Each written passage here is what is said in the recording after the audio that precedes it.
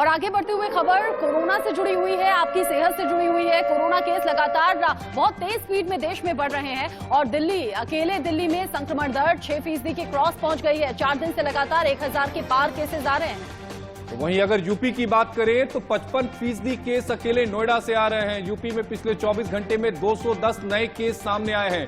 इतना ही नहीं, देश में जितने भी कोरोना के केस मिल रहे हैं उसमें से 60% से ज्यादा जो मामले हैं वो दिल्ली और एनसीआर से आ रहे हैं।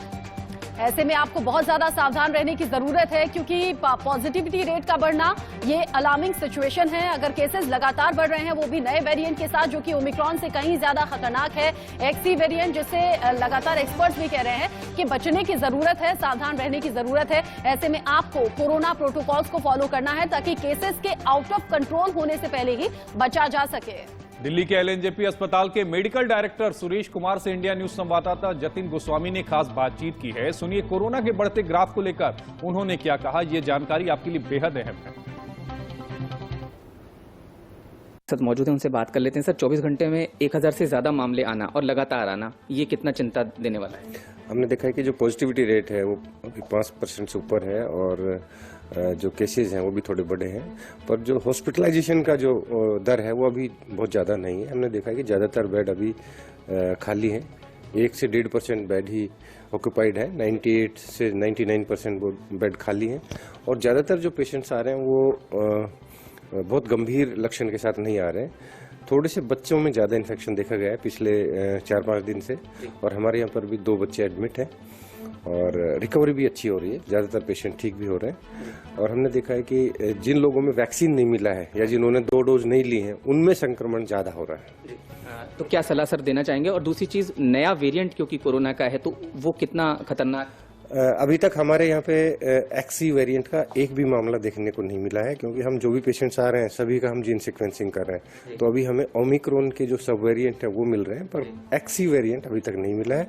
और ज़्यादातर जो सब वेरिएंट हैं ओमिक्रॉन के वो बहुत ज़्यादा डिजीज सीवियरिटी नहीं करते हैं, तो पैनिक होने की आवश्यकता नहीं है। हमें सावधानी बरतनी है, मास्क लगाना है, वैक्सीनेशन पर ज़्यादा फोकस करना है और जो 3rd डोज है वो भी जरूरी है कि जो भी 18 साल से ज़्यादा एज के जो व्यक्ति हैं वो अपना प्रिकॉशन डोज या 3rd डोज या बूस्टर डोज जरूर लगाएं। ये जो 2nd डोज है उसके जो 6 महीने बाद, ये डोज जो है 9 महीने बाद जरूर लगाना चाहिए। सर फ्लू क्योंकि जो है मौसमी फ्लू इस समय बढ़ रहा है और शायद जो पेशेंट्स उनकी संख्या बढ़ रही है, तो ऐसे जो पेशेंट्स हैं उनके लिए क्या सलाह देंगे? जो सीजनल फ्लू है उसमें फीवर बहुत कम होता है, हल्का गले में दर्द होता है और नाक से पानी आता है।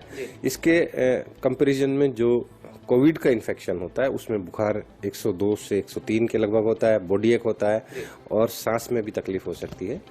तो ये हमें डिफरेंशिएट करने की आवश्यकता है।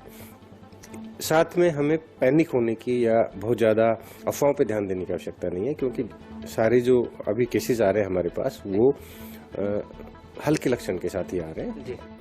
तो लगातार बड़े डॉक्टर्स की सलाह हम आप तक इसलिए पहुंचा रहे हैं ताकि आप सावधान रहें, एहतियात बरतें और आप जानें कि कोरोना का खतरा कितना बड़ा है। दिल्ली से जतिन गोस्वामी हमारे साथ हैं, गाजियाबाद से अनिल चौधरी हमारे साथ जुड़े हुए हैं, उनसे हम ताजा अपडेट ले लेते हैं।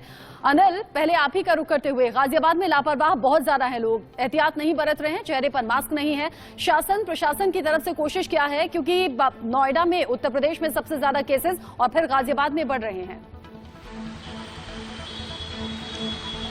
देखिए, मैं आपको बताना चाहूंगा, जब जब दिल्ली में केस बढ़े हैं तो नोएडा और गाजियाबाद में सीधा सीधा उसका असर देखा जाता है क्योंकि ज़्यादातर लोग जो है दिल्ली में नौकरी पेशे वाले हैं, नौकरी करते हैं, तो उनका आवाजाही जो है लगातार रहती है, तो इससे कहीं ना कहीं संक्रमण बढ़ जाता है। ऐसे में यदि प्रशासन की बात की जाए, जिले के अंदर धारा 144 जरूर लगा दी जाती है, कागजी कार्रवाई की जाती है, पर जिले में जो लोग हैं वो लापरवाह तरीके से आज भी निकल रहे हैं क्योंकि लगातार हम अपनी तरफ से रिपोर्ट अपने दर्शकों को दिखा रहे हैं क्योंकि लोगों को सतर्क होने की जरूरत है, डरने की जरूरत नहीं है, पर सतर्क हो और 2 गज की दूरी। अनिल हमारे साथ जतिन भी जुड़े हुए हैं दिल्ली से। जतिन, मैं आपके पास आना चाहूंगा। पिछले 4 दिनों से दिल्ली में रोजाना 1000 से ज्यादा कोरोना के मामले सामने आ रहे हैं। क्या आने वाले समय में डीडीएमए की कोई बैठक हो सकती है कोविड नियमों को और ज्यादा सख्त करने को लेकर? वक्त है इस तरह की मीटिंग की और जरूरत है और ज्यादा सख्ती की, क्योंकि देखिए मैं इस समय दिल्ली के पालिका बाजार इलाके में मौजूद हूँ। हमने यहाँ भी एक रियलिटी चेक किया जिसमें ये हमने पाया कि 70% लोग जो हैं अभी भी कोरोना प्रोटोकॉल को उस तरह से नहीं मान रहे हैं जितनी जरूरत है। तो ऐसे में निश्चित है ये माना जा रहा है कि आने वाले वक्त में ये जो नियम है और ज्यादा सख्त किए जा सकते हैं। बिल्कुल आप सही कह रहे हैं कि 4 दिनों से जब 1000 से ज्यादा मामले सामने आए हैं और ये बात एक रिपोर्ट में सामने आई है कि आर वैल्यू जो है दिल्ली की और जिलों और राज्यों के मुकाबले ज्यादा है। मतलब यहाँ पर एक व्यक्ति 2 लोगों को संक्रमित कर रहा है। इसका जवाब हमने जो मेडिकल डायरेक्टर हैं एलएनजेपी के उनसे भी मांगा, तो उन्होंने भी बताया कि हाँ चिंता का विषय जरूर है। तो ऐसे में अभी और सख्ती की जरूरत है और उन्होंने भी अपील की और उन्होंने भी कहा कि जो तमाम लोग हैं उनको चिंतित रहना चाहिए और जो मानना है वो जरूर माने, तमाम जो प्रोटोकॉल है उनको जरूर माने। जी जतिन, हम देख रहे हैं आप कोरोना की पहली लहर से लेकर अब तक लगातार आप फील्ड में रहते हैं, रिपोर्टिंग करते हैं। अपना बहुत ख्याल रखिएगा। अनिल, आप भी अपना बहुत ख्याल रखिएगा। कोरोना प्रोटोकॉल्स को फॉलो करना है और बहुत सावधानी के साथ हर रिपोर्ट दर्शकों तक पहुंचानी है। बुलेटिन में वक्त हो गया एक छोटे से ब्रेक का। ब्रेक के बाद फौरन हाजिर होते हैं।